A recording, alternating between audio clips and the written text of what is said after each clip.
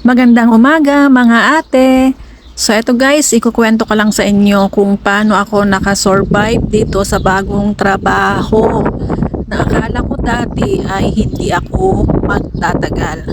So bali ganito po yung ginagawa namin tuwing umaga. 9:30 po, lumalabas na po kami ng bahay para dito sa labas magtrabaho. Nandito po sa labas yung work.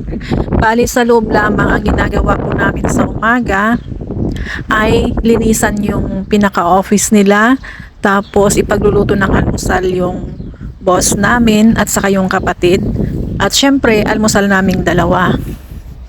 Nagluluto po kami sa umaga at sa bunsong anak po pala pinagluluto namin ng almusal. Hindi naman madami yung niluluto namin, konti lang. So madali lang po.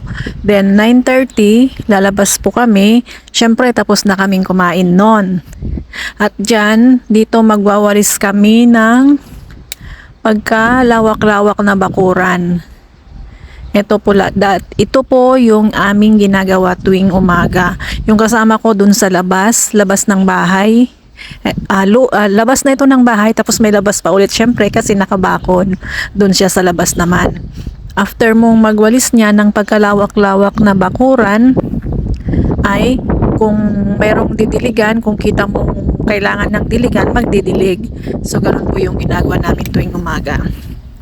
At ayan nga siya guys, akala ko nung una hindi ako magtatagal kasi nga first 2 days ko dito ay talagang nag-bleeding po ako kasi nga mayroon po akong hemorrhoids. Then kapag po nagbubuhat ako ng mabigat or umaakyat ng hagdan na mataas na matagal, or yung matagal na nakatayo, matagal na nakaupo, hindi po ako pwede sa ganun kasi talagang sasakit yung dito sa may bandang mattress, ano ba yon? Then magble-bleeding po ako. So ayun, nangyari nga po yun, kaya sabi ko hindi ko kakayanin. So tiniis ko yun hanggang 1 buwan.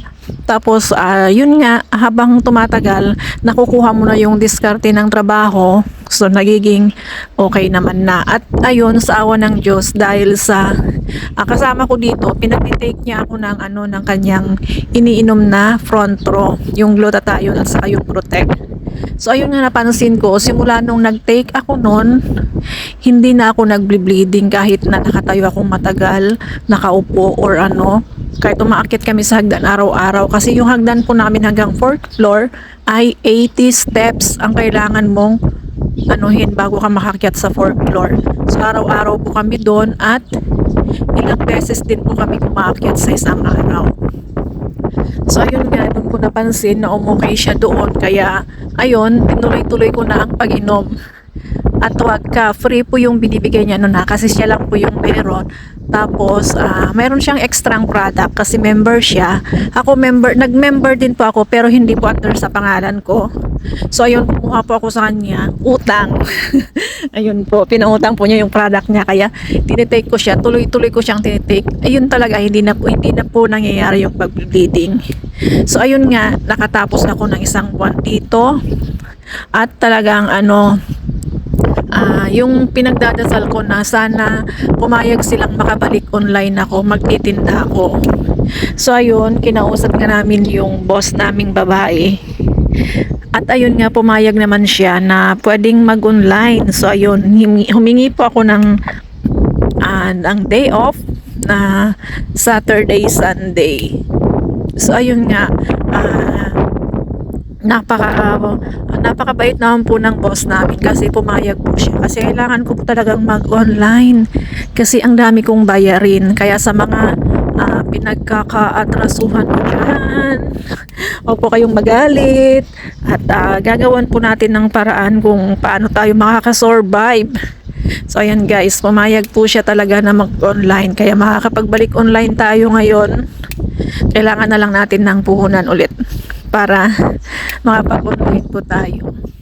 So ayan guys, para tumagal po tayo sa isang work, kailangan lang po talaga nating mahalin yung ating trabaho. Huwag nating isipin na mahirap, ang init, ganyan. Noong una, ganun talaga yung ano ko. Tapos sabi ko, no choice kung hindi pagtiyagaan ko. So nakaya ko naman po ang 1 month. Nung pumasok ako dito, medyo mainit pa. Kasi September yun eh. So ngayon, Sa mga panahong ito, medyo malamig na ang hangin, kaya hindi masyadong ewan ko lang ng summer, talagang mainit nun. At saka nataon talaga na maraming trabaho din nung mga first 2 weeks ko dito. Kaya sabi ko hindi ako tatagal. Pero hindi naman po palaging may mga ekstrang trabaho. Kung ano lang po yung daily na work ninyo, yun po yung gagawin ninyo.